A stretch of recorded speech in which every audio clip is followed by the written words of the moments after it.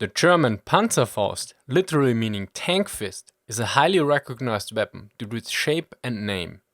Additionally, millions of them were built during the late war. Yet the question arises, how effective was it? Let's look at some background first and then tackle the question with some numbers. The development of the Panzerfaust began in 1942, and the first time front-line troops received a larger number of Panzerfausts was in September 1943. Ultimately, at the end of the war, a total number of 8.3 million was produced, although more than 5% were immediately rejected to the production floors. One important aspect about the Panzerfaust is that there were actually quite many different variants of it.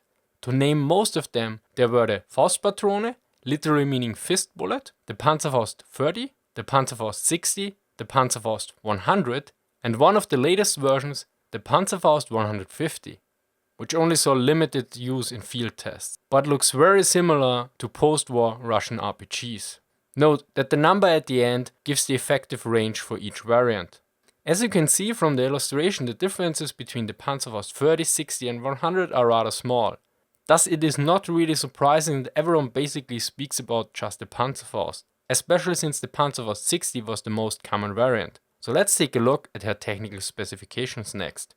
It had a length of a bit of more than 1 meter. Its weight was 6.5 kg and 2.4 kg of that were for the warhead. The weight of the propellant charge was around 130 grams, which gave the projectile a velocity of 45 meters per second and a range of 60 meters, which is about 10 Shermans or 9 T-34s.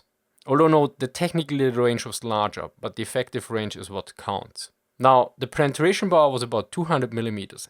The warhead itself had stabilizer fins that expanded once they left the firing tube. Note that the Panzerfaust was not a rocket but a recoil-less gun. The basic principle is that a large amount of the propellant explosion escapes backwards and the other amount moves the projectile forward, thus significantly reducing the recoil but also the range. Another side effect was the large backblast. It was created that could burn the operator if not enough backroom was present. An instruction sheet states that the backblast at 3 meters behind the weapon is deadly and that nobody should be closer than 10 meters. Hence correct weapon handling, especially in urban environment and fortified positions, was crucial. Now let's take a closer look at the warhead. It was a hollow charge, which is also sometimes called a shaped charge. As you can see, both names make sense. Now these charges are quite complicated when it comes to actual physics, so take the following as a rough explanation.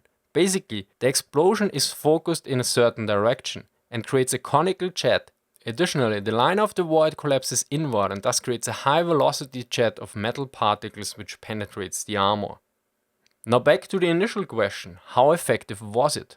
Well, let's look at some numbers, but be warned, take all these numbers and conclusions with at least 2 salt mines from my favorite GNOME overlord. Since we got that flank covered, let's look at the numbers of kills achieved with the Panzerfaust. We have some data from the Eastern Front from January to April 1944. Out of 12,500 destroyed tanks, we know the cause for 8,148 kills. Out of those, 264 kills were achieved with the Panzerfaust. This means, on average, about 3.2% were achieved with the Panzerfaust. Yet for each month, the numbers varied greatly, from 1.6 to 7% of the total kills.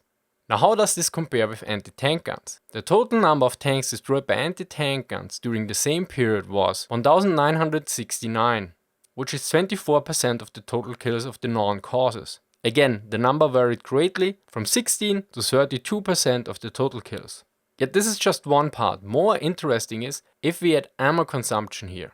For 1944, the number of ammo used by anti-tank guns of the caliber 7.5 cm and above was 6.5 million. Whereas the total number of Panzerfaust was around 2 million. Note that this is the total consumption, which includes training, losses, etc., not just fired at the enemy. Since I don't have the exact number of shots used for January to April 1944, let's just take the total number of 1944, divide it by 12 to get the average per month, and multiply it by 4 to get the average number for 4 months. Thus we have, on average, 2.1 million shots of anti-tank guns used, and 0.7 million Panzerfausts used. Hence we can derive the ammo spent for each tank kill. With 264 kills by Panzerfaust and 1,969 kills by anti-tank guns, we get 2,600 Panzerfausts used for 1 tank kill whereas only 1100 pack shots were used to kill one tank. Which is actually a pretty good number considering that the Panzerfaust was a disposable short-range weapon. Of course, this comparison is quite unfair, because comparing a disposable close combat weapon with a long-range gun is not really valid.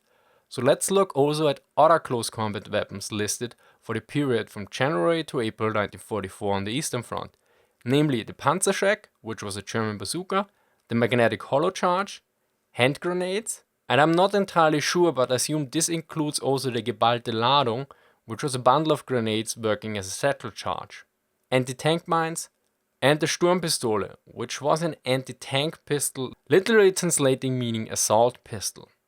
In comparison with these weapons, the Panzerfaust achieved the best number with more than 50% of all kills on average, or a total of 264 out of 520. To conclude, the Panzerfaust was clearly not a Wunderwaffe or a wonder weapon as the propaganda claimed, but in comparison with other close combat weapons, the kill number were the highest for the given period. Additionally, even comparing it to long-range anti-tank guns, the ammo consumption was just a bit more than twice as high. The Panzerfaust was an effective and easy to use weapon, yet the major disadvantage of the Panzerfaust was that due to its low range and large backblast, the operator had to be highly skilled and quite daring in order to score a kill and also survive an engagement. Since in 1943 onward the Wehrmacht had lost the vast majority of its best troops, the Panzerfaust's full potential couldn't be exploited, and nowadays it is often associated with the old men and young boys of the Volkssturm, the last-ditch militia that the Germans used to defend against the Allies in the final months of the war. Special thanks for my Patreons who supported this video by providing funds to buy the following 2 books used for this video. Remember, every single dollar helps. As always, all sources are linked in the description. If you liked what you saw, consider watching this video on how a mortar works or my Y series of videos. Thank you for watching and see you next time.